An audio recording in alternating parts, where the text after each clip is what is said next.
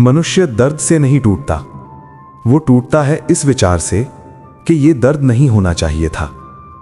जब पीड़ा आती है तो पहला प्रश्न ये नहीं होता कि मैं इससे क्या सीखूं, पहला प्रश्न होता है मेरे साथ ही क्यों। श्री कृष्ण कहते हैं, जब तक मन प्रश्न करता रहेगा आत्मा उत्तर नहीं सुनेगी। पीड़ा क्यों आवश्यक है? अगर जीवन में कभी पीड़ा ना हो तो चेतना सोई रहती है। सुख मनुष्य को आराम देता है, लेकिन पीड़ा मनुष्य को जागृत करती है। श्री कृष्ण कहते हैं, पीड़ा इसलिए नहीं आती कि तुम कमजोर हो, वो इसलिए आती है क्योंकि तुम अगले स्तर के लिए तैयार हो। अर्जुन और पीड़ा का स्वीकार।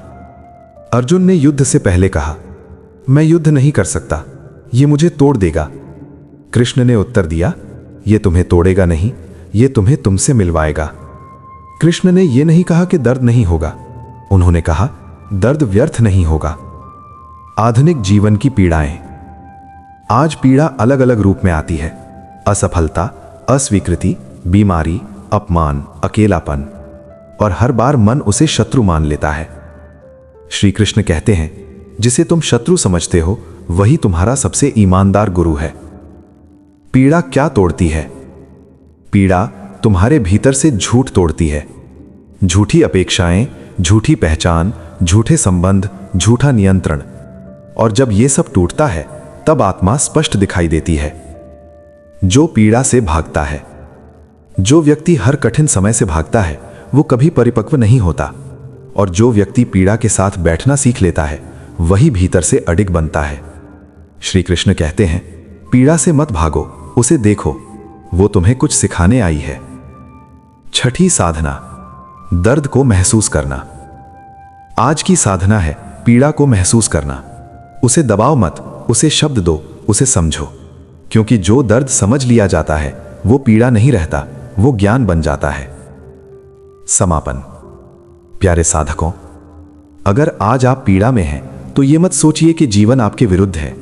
संभव है जीवन आपको गहराई दे रहा हो। याद रखिए, पीड़ा अंत नहीं होती, वो द्वार होती है।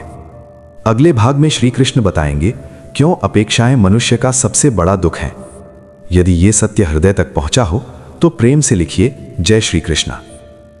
प्यारे साधकों, मनुष्य दुखी किसी कर्म से नहीं होता, वो दुखी होता है परिणाम की अपेक्षा से।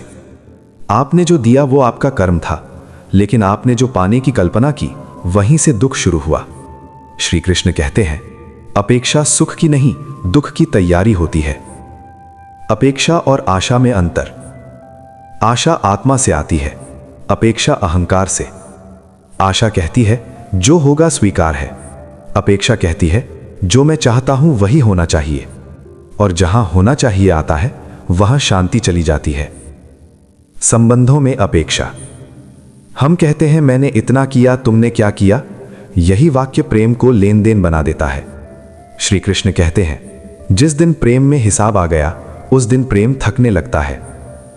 अपेक्षा क्यों दुख देती है? क्योंकि अपेक्षा दूसरों को हमारे मन की स्क्रिप्ट दे देती है, और जब वे उस स्क्रिप्ट पर अभिनय नहीं करते तो हमें लगता है हमें धोखा मिला, पर सच ये है